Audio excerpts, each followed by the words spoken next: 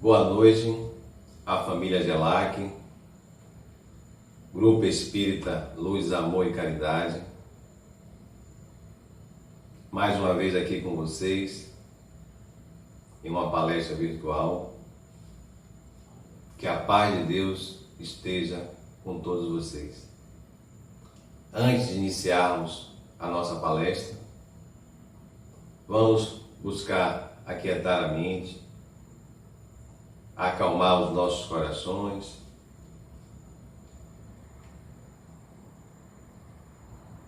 Quem quiser pode fechar os olhos. E nesse momento, se deixando envolver por essa energia que a equipe espiritual dessa casa preparou para esse momento. Vamos agradecer ao Pai, a esse Pai de amor que nos criou, que nos deu essa oportunidade de estarmos encarnados na busca da nossa renovação. Agradecer ao nosso irmão maior, ao Mestre e amigo Jesus, pela luz que ilumina os nossos caminhos, ilumina o ambiente dos nossos lares, ilumina os nossos familiares, o nosso planeta, nesse momento de transição pelo qual ele está passando. E agradecer a equipe espiritual dessa casa, que nos acolhe, que nos permite estarmos aqui hoje, buscando o conhecimento. O conhecimento que renova, o conhecimento que esclarece e que nos consola nesses momentos difíceis pelos quais o planeta está passando. Que assim seja.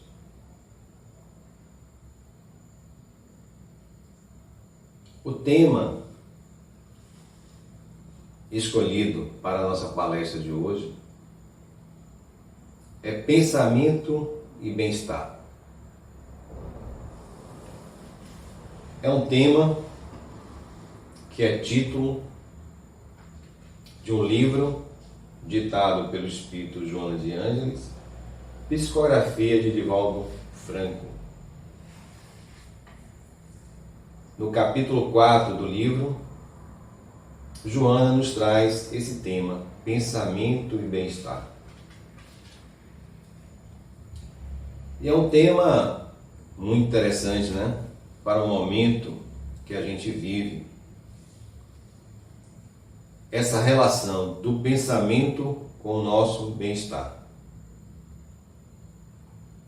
Antes de entrarmos no livro, propriamente dito, eu trouxe uma passagem de um livro de André Moreira, Cura e Autocura, que ele traz em um dos seus capítulos a definição atual de saúde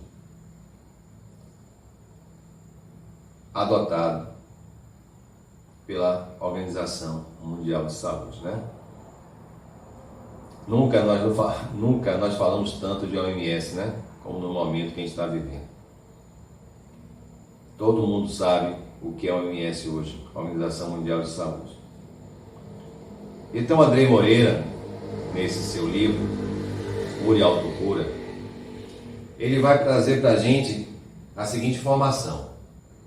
A saúde, na definição da Organização Mundial de Saúde, está definida como um estado de completo bem-estar físico, observe, um estado de completo bem-estar físico, psíquico e social.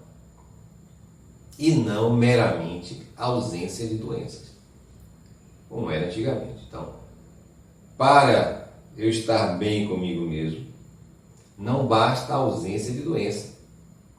É necessário também um bem-estar físico, psíquico e social. É o ser integral. E podemos acrescentar aí, espiritual. Essa definição, ele diz, embora bastante ousada e vanguardista, data de 1949. Então veja que a Organização Mundial de Saúde, há um bom tempo, já tem essa visão renovada de que para o ser humano estar bem, não basta a ausência de doença física. É necessário estar bem socialmente, psicologicamente, espiritualmente, já que esse ser é um ser integral. E a gente percebe muito isso na prática, no dia a dia. Quantos de nós, eu sempre comento isso, quantos de nós vamos às vezes visitar um paciente, alguém conhecido, em um leito de hospital, de repente com a doença terminal, uma enfermidade grave, e ao chegarmos no hospital, no lugar de nós passarmos uma energia positiva para esse paciente, é ele que nos passa força e coragem. Para você perceber que muitas vezes não é a doença física que faz você ficar desequilibrado. Muitas vezes eu tenho a doença física, aprendo a lidar com ela, mantenho o meu equilíbrio, minha paz, minha tranquilidade, enquanto pessoas que não têm a doença física estão em desequilíbrio, estão em desarmonia. Isso também é explicado em um livro, Depoimentos Vivos, que é uma outra obra também ditada, psicografada por Divaldo Franco, ditada por diversos espíritos. Tem uma passagem que diz o seguinte: sabemos, graças às modernas conquistas das ciências psicológicas, que as enfermidades se originam na psique em desalinho. E desde o século passado, então a gente traz agora para a doutrina espírita, o espiritismo vem demonstrando pela experimentação que todas as enfermidades procedem do espírito. Então, se as ciências psicológicas chegaram à conclusão que as enfermidades têm origem no psicológico e não no corpo físico, a doutrina espírita vai mais além, que as enfermidades, a gênese, a origem das enfermidades está no espírito, na forma de agir do espírito, nas escolhas feitas pelo espírito, na vida que o espírito leva.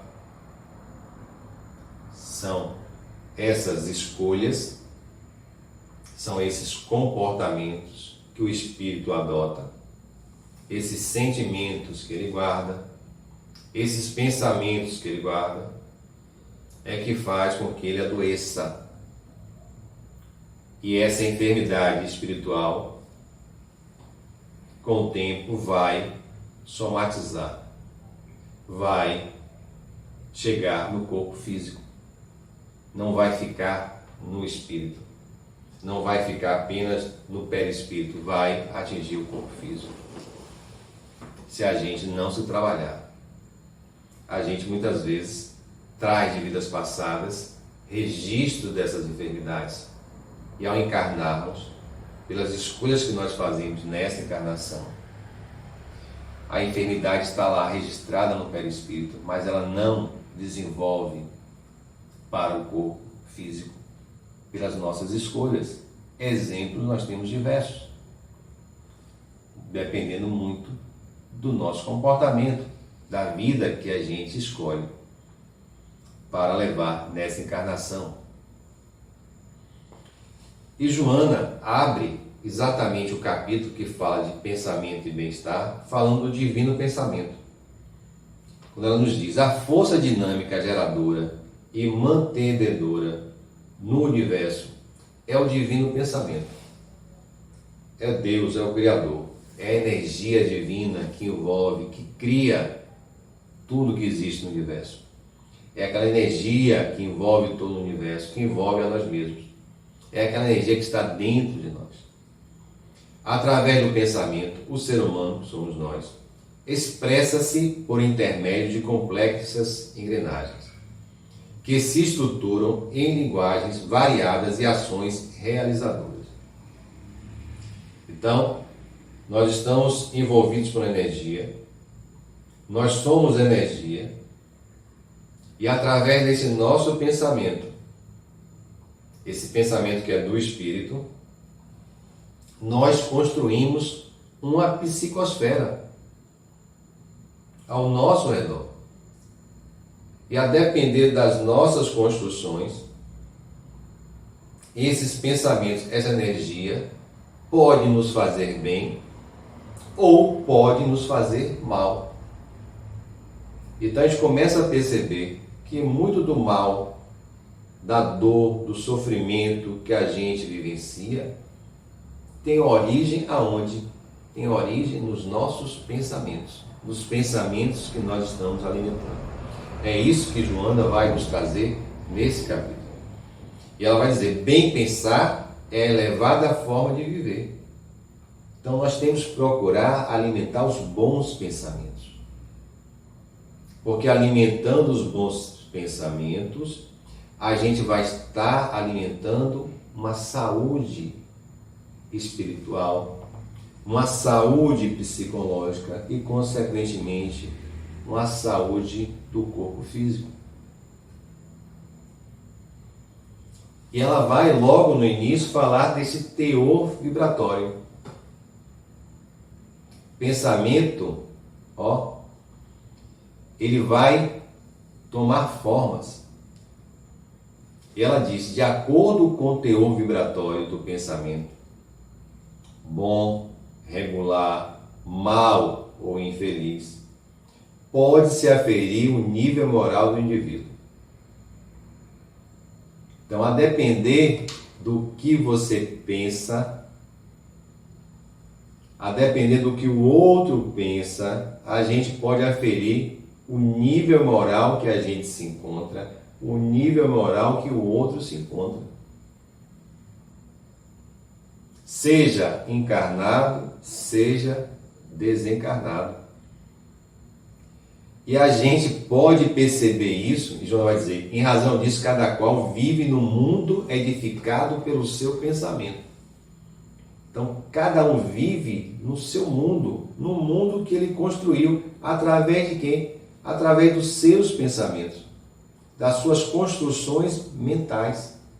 Por isso que quando você se aproxima de alguém negativa, uma pessoa que é negativa, uma pessoa que é rancorosa, uma pessoa que tem pensamentos ruins, você sente uma energia negativa. Você às vezes se aproxima daquele local, daquela pessoa, e quando você se afasta, você se sente mal muitas vezes, porque você terminou absorvendo aquela energia negativa.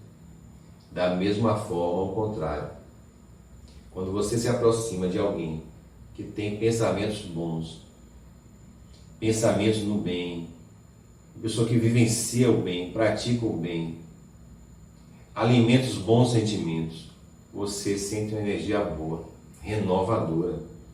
Você às vezes chega próximo dessa pessoa, às vezes aborrecido, chateado, e quando você se aproxima, você sente uma energia que revigora você.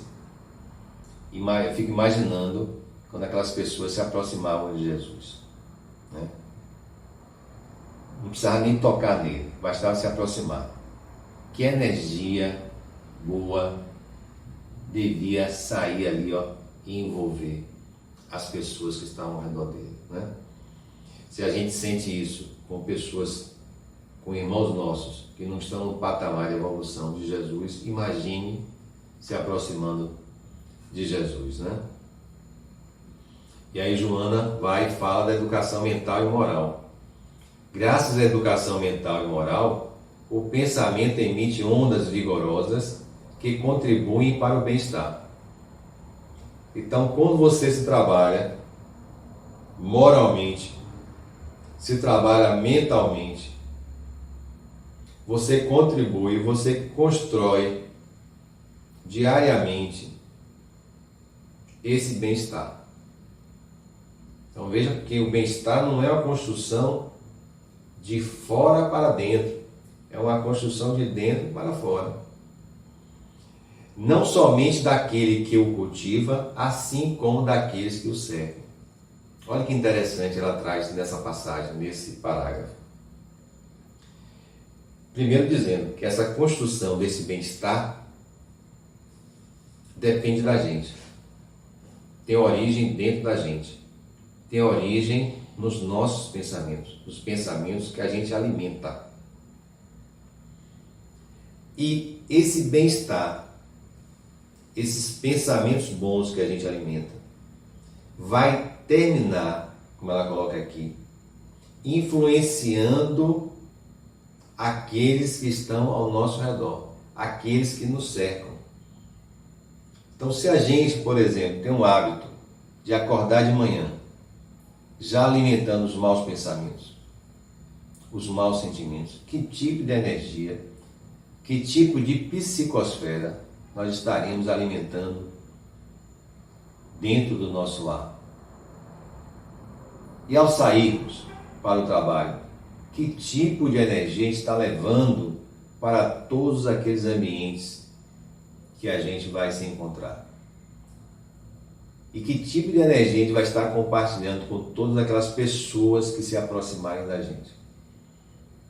Então vejam quanto mal a gente faz alimentando os maus pensamentos. Tanto mal para nós mesmos, como para aqueles que vão se aproximar da gente. Em relação àqueles que convivem com a gente. Então, quantas vezes a gente entra no ambiente, e aí é algo que Jesus sempre orientava seus discípulos, né? Que quando chegasse no ambiente, na casa de alguém, quando fosse pregar, levar mensagem, buscar um abrigo, ao chegar nesse ambiente, nessa casa, sempre dissesse, né? Que a paz de Deus esteja nesse ambiente.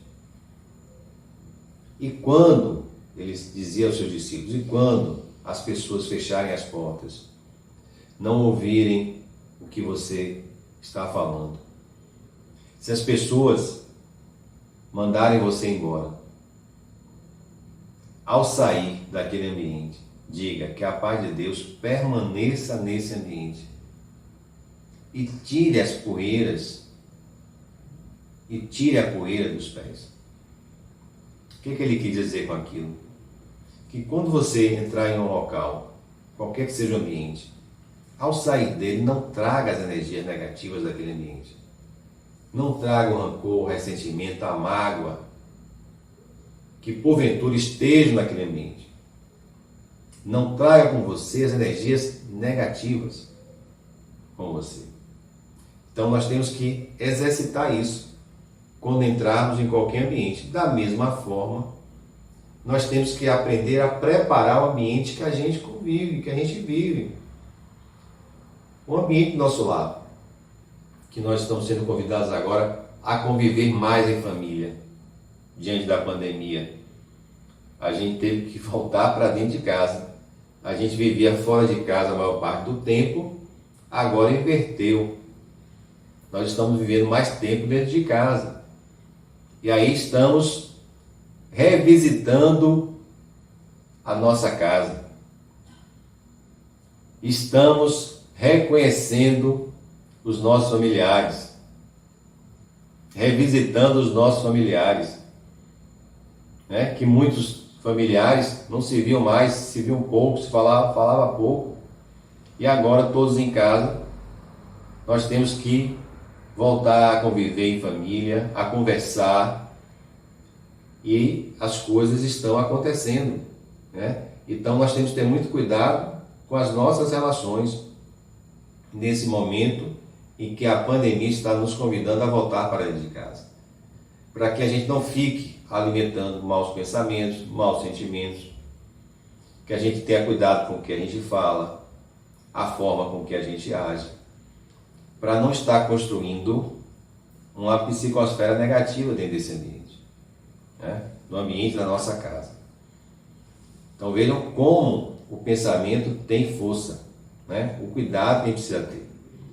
E a Joana fala do lixo psíquico, quando ela diz o seguinte: quando ocorre o contrário, então, antes ela falou, graças à educação mental e moral, eu contribuo para construir o bem-estar meu e daqueles que estão ao meu redor.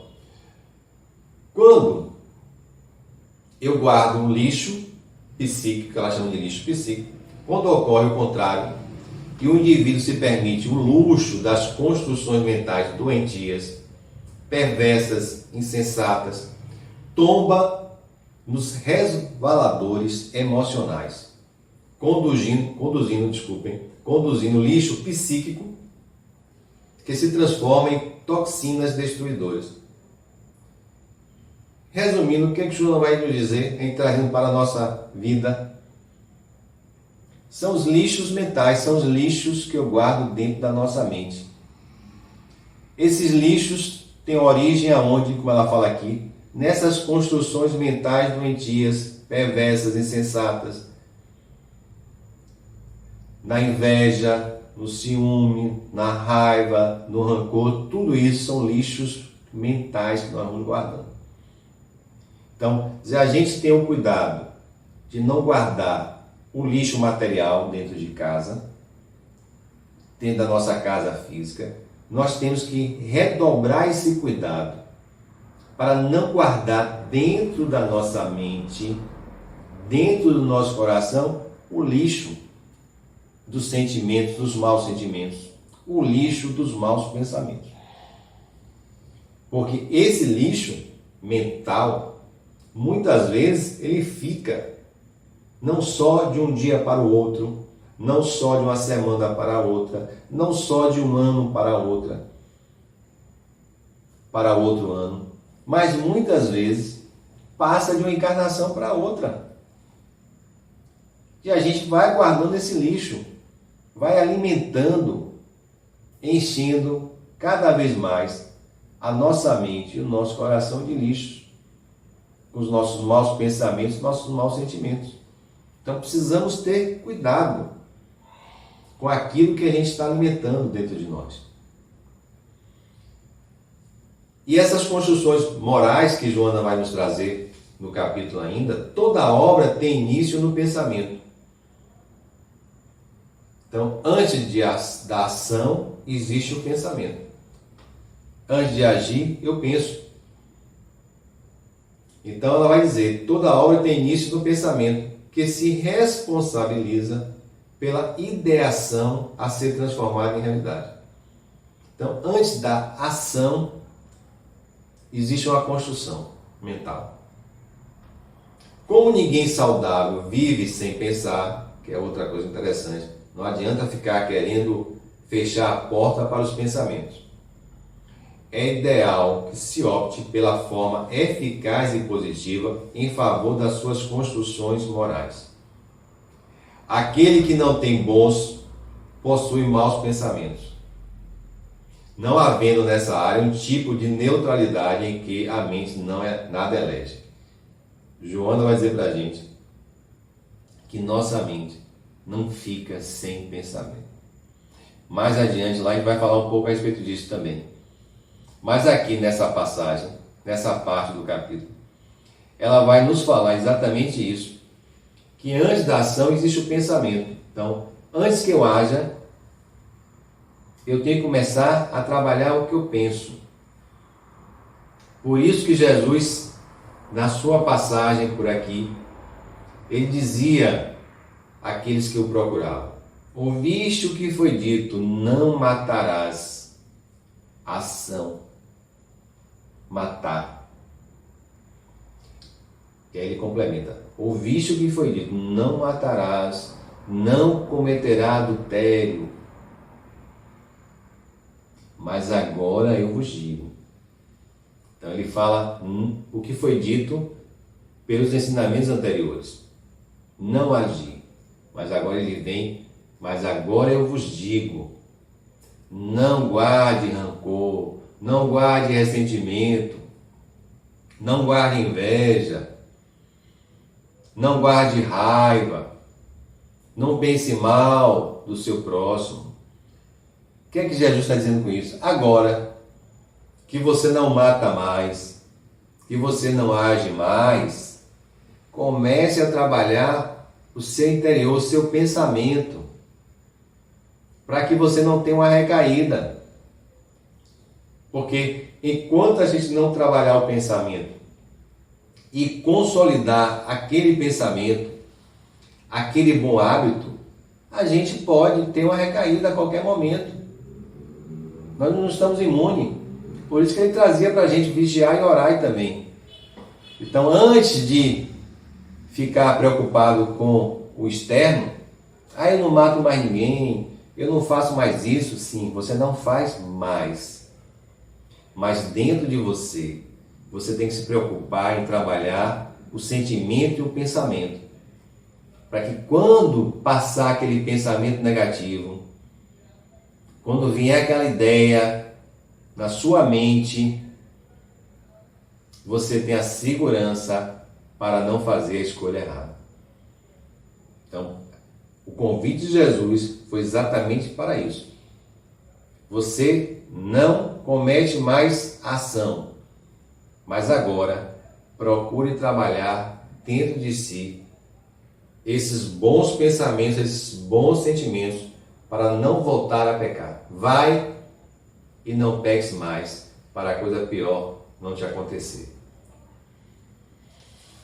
Para que a gente tenha essa existência saudável.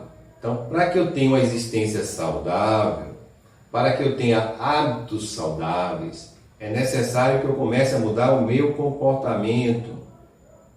Para mudar meu comportamento, eu tenho que começar a mudar os meus sentimentos, meus pensamentos. Começar a alimentar pensamentos, sentimentos saudáveis, para, repetindo esses pensamentos, sentimentos saudáveis, comportamentos saudáveis, eu adquira hábitos saudáveis, adquira uma existência saudável. E a Joana diz: a preferência pelos pensamentos perturbadores tem sua origem nos hábitos doentios arraigados que procedem das experiências anteriores, quando o espírito vivenciou amargos e dolorosos comportamentos. Então, muitas vezes, nessa encarnação, como Kardec vai trazer no Evangelho segundo o Espiritismo, no capítulo 5, Bem-aventurados aflitos, muitas vezes as causas das nossas aflições, das nossas perturbações, dos nossos sofrimentos, das nossas dores, as causas não estão nessa encarnação. Se não estão nessa, estão nas encarnações anteriores, já que existiu uma existência antes do berço. Como vai existir uma existência depois do túmulo? Aqui é apenas uma passagem, é um estágio que nós estamos passando aqui na Terra. E no momento dessa pandemia nós estamos passando por uma grande lição nessa sala de aula, que é o planeta Terra. Então eu preciso ter essa percepção. Então Joana vai dizer: a necessidade imperiosa de renovar-se impõe-se-lhe como condição indispensável para a conquista da harmonia em favor da existência saudável. Então, se eu trago essa bagagem negativa de vidas passadas, essa encarnação, como também dizem os espíritos da Kardec, a reencarnação não tem um caráter punitivo, mas sim um caráter educativo. Nós estamos aqui para reaprender, para reparar o mal causado em vidas passadas. Então, é como diz uma passagem que está no no livro Céu e Inferno, que Kardec foi pegar no Velho Testamento, uma passagem que está de Ezequiel que diz: o Pai Deus não quer o mal, não quer a morte dos seus filhos. Ele quer a sua renovação, ele quer a sua transformação. E esse processo de transformação e de renovação passa pela transformação, pela renovação dos nossos pensamentos, dos nossos sentimentos. E no além-túmulo, Joana vai lembrar: não te permitas as fixações mentais infelizes que prosseguem mesmo após o abandono do carro orgânico pela morte física. Cada qual desperta no além-túmulo com as reflexões que lhes ornaram a marcha, com as ideias que mantiveram durante a existência. És o que cultivas no mundo íntimo através dos teus pensamentos. Então, quando a gente desencarna, muita gente ainda acha que vai para o céu ou vai para o inferno. Não. Ao desencarnar, nós seremos no plano espiritual, na parte espiritual, aquilo que a gente é aqui. Nós iremos colher lá o que a gente plantou aqui. Então, se eu quero no mundo espiritual, na parte espiritual, ter um momento de paz, de equilíbrio, é necessário que eu comece a construir essa paz e equilíbrio aqui. Então a gente não deve ficar preocupado com a morte. A gente deve ficar preocupado naquilo que a gente está construindo aqui, naquilo que a gente está semeando aqui. Através exatamente, não só das nossas ações, mas através dos nossos pensamentos. Porque esses pensamentos ficam com o espírito. Com a morte do corpo físico, o pensamento segue com o espírito. E é esse pensamento, é esse tipo de pensamento que vai fazer com que a gente entre em sintonia com os nossos irmãos que já estão na parte espiritual. Se forem pensamentos de inveja, de ódio, de rancor, vocês acham que vocês vão entrar em sintonia com quem no plano espiritual? Com espíritos que tenham o mesmo tipo de pensamento. Os iguais se atraem. Não acontece aqui com a gente encarnado? Aqui acontece a mesma coisa. Nós temos um tipo de pensamento hoje, a gente já está no movimento, trabalhando esse interno, trabalhando esse comportamento, esse pensamento, esse sentimento. A gente já tem um tipo de comportamento, já tem um tipo de vida que não se adequa mais a determinados grupos que a gente participava no passado. A gente termina se afastando desse grupo, ou o próprio grupo termina se afastando da gente. A mesma coisa vai acontecer no plano espiritual. Ao desencarnar, eu vou me aproximar daquele grupo que tem a mesma forma de pensar que a minha, os mesmos sentimentos, o mesmo gosto. É sintonia, é acordo mútuo. Não tem segredo, é a lei de atração. Isso é uma lei natural. Não tem como fugir dela. Companhias físicas e desencarnadas. É isso que o jornal está falando para a gente aqui. O obsessor. O obsessor. O obsessor. Aí as pessoas vão à casa espírita para fazer processos de obsessão, para afastar aquele obsessor. Quantas vezes a gente já viu isso acontecer? Já leu isso nas obras espíritas? Quantas vezes o obsessor foi trabalhado, mudou o comportamento, mudou o pensamento, o sentimento, e o tal do obsidiado continua da mesma forma. Vem à casa espírita, faz um tratamento, a equipe espiritual consegue trabalhar o chamado obsessor, e aquele irmão que buscou a casa espírita, buscou o tratamento, no início ele busca, vai, faz tudo que as pessoas orientam, mas quando sente que houve uma recuperação, que seja mínima, ele já não aparece mais. Aí a gente lembra aquela passagem do Cristo. A tua fé te curou, vai. E não voltes a pecar para que coisa pior não te aconteça. E às vezes a gente vai embora, esquece, né? Só porque teve uma recuperação, reequilibrou um pouco, trabalhou só a recuperação, esqueceu de trabalhar a causa principal, que é a transformação do espírito. Então nós temos que tomar muito cuidado com isso, porque é esse tipo de pensamento que a gente vai alimentando que atrai os nossos irmãos encarnados e os nossos irmãos desencarnados, que nada mais são do que nossos irmãos, filhos do mesmo pai, né? E quando a gente não consegue se trabalhar, quando a gente não consegue trabalhar esses pensamentos negativos, a gente chega às vezes a processo de depressão. Então nós temos que tomar muito cuidado. Às vezes essa trajetória é muito sutil e a gente não consegue perceber. A gente vai adotando um comportamento hoje, aquela ideia negativa toma conta da gente, aquele pensamento negativo a gente vai alimentando hoje, amanhã alimenta. Pensamento negativo pode chegar, isso é natural. No mundo que a gente vive, no estado evolutivo que nós estamos, é natural a tristeza chegar, o pensamento negativo chegar. Nós não podemos convidar esse pensamento negativo para sentar.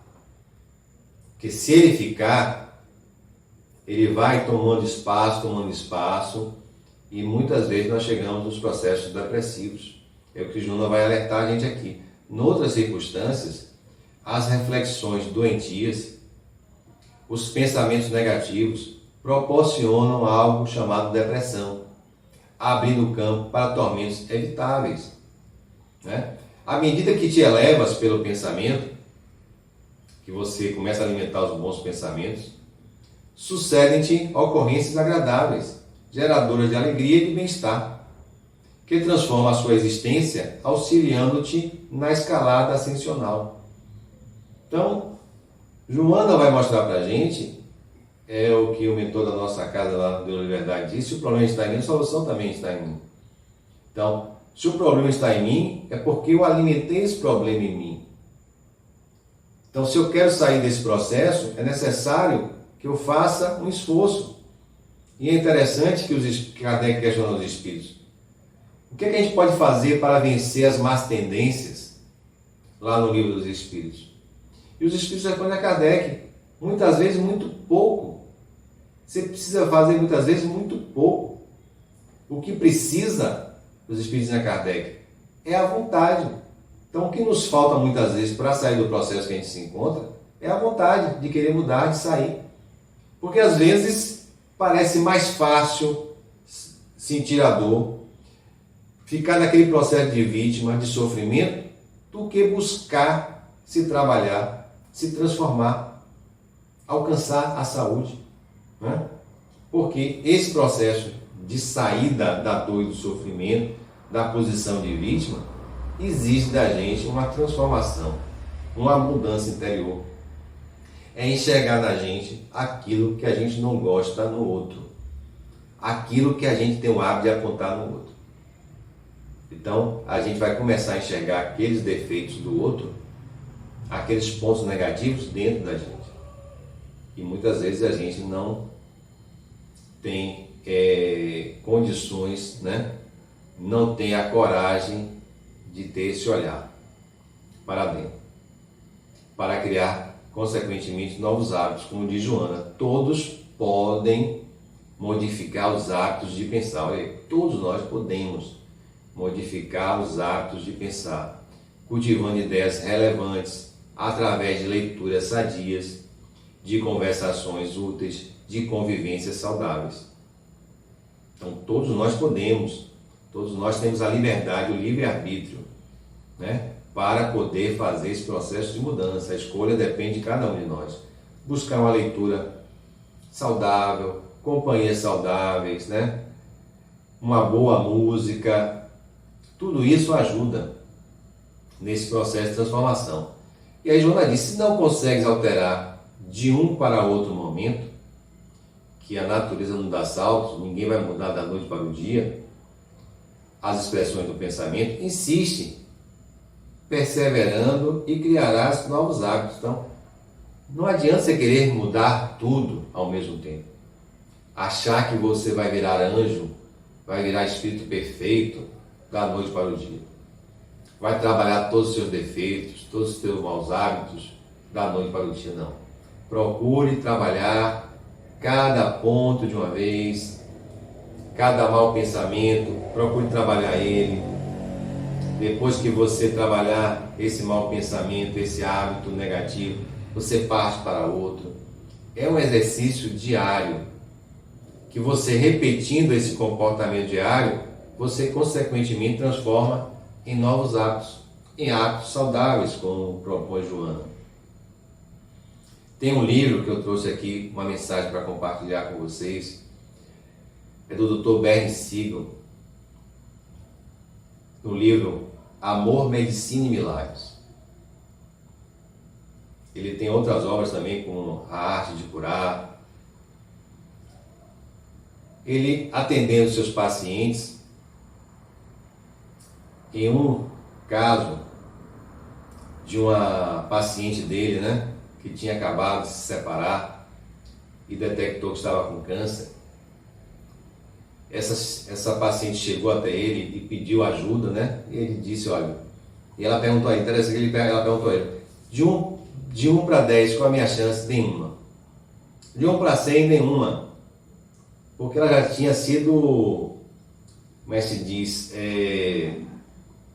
vários médicos já tinham dito a ela que ela não tinha chance, desiludido ela, desenganado ela, é a palavra, desenganado ela. E aí o Dr. Bernie Siegel também, só que quando ela perguntou a ele, e de 1 para 1000, ele disse, não, tudo bem, então vou ajudá-la. Só que ele percebeu que o problema dela estava primeiro onde ela? Aquele câncer que estava no corpo físico, tinha a origem, estava sendo alimentado pelo seu pensamento. A raiva do marido, pensando negativamente a respeito dele, da situação, do ocorrido. Quando ele conseguiu trabalhar aqueles sentimentos negativos, aqueles pensamentos negativos, e claro, com a medicação, com a parte clínica, ela se recuperou. Aquela mulher desenganada pelos médicos se recuperou, ficou curada do câncer. E aí chegou e trouxe essa frase que eu queria compartilhar com vocês. A paz de espírito envia ao corpo uma mensagem de viva, ao passo que a depressão, o medo, a culpa, o conflito transmitem uma mensagem para o corpo de morra. Então, quando a gente trabalha na gente os pensamentos bons, positivos, a gente manda uma energia positiva para o corpo, que leva à saúde. O inverso, a gente produz substâncias negativas que ajudam a matar o corpo físico. É isso que ele quer nos dizer. É essa a conclusão que ele chegou no tratamento que ele fez.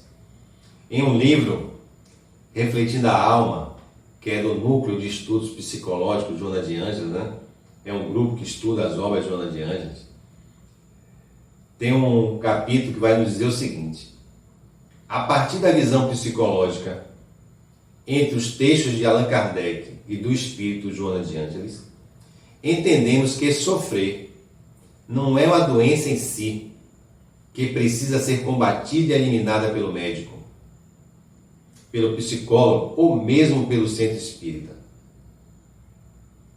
Então, sofrer não é uma doença em si, mas um convite a uma relação mais íntima com nós mesmos. Então, muitas vezes, quando a gente passa por uma dor, por um sofrimento, é a vida nos convidando a uma relação mais íntima com nós mesmos. É a vida nos convidando a olhar para dentro de nós, para verificar o que está precisando ser mudado. E Joana traz, já no final do capítulo, uma passagem do Evangelho de Mateus, capítulo 9, versículo 4, que é uma pergunta. Por que pensais o mal em vossos corações? Por que a gente guarda ainda esse mal no nosso coração? Por que a gente alimenta esse mal ainda nos nossos corações? Por que a gente não faz essa limpeza, né? Essa higiene do nosso coração? Como a gente faz a higiene do corpo físico diariamente? Por que a gente não começar a fazer essa higiene mental diariamente? Essa higiene do coração, dos nossos sentimentos diariamente? Aí a Joana diz: assevera alguns estudiosos, aquilo que eu comentei com vocês no início, assevera alguns estudiosos, vejam bem, do pensamento que o indivíduo normal, em 24 horas, em um dia, elabora cerca de 95 mil pensamentos. Imagine, em um dia, nós elaboramos 95 mil pensamentos. Lamentavelmente, a grande maioria desses pensamentos é constituída de ressentimentos, interesses vis, paixões negativas, anseios libertinos, repetitivos, vulgares, quando não são elaborados em formas inexpressivas. Então a questão não é fechar a porta para os pensamentos que não tem como. É você deixar uma porta de entrada e deixar uma porta de saída. E você fazer a escolha. Quem você vai convidar para sentar na sua casa mental? Se o pensamento entrou e é um pensamento que você verificou que é negativo, ruim, que faz mal, que te causa mal, deixe que ele entre e saia. Não convide ele para sentar. Mas se é um pensamento bom, que te dá paz de espírito, equilíbrio, te traz esperança, deixe que ele entre e convide ele para sentar.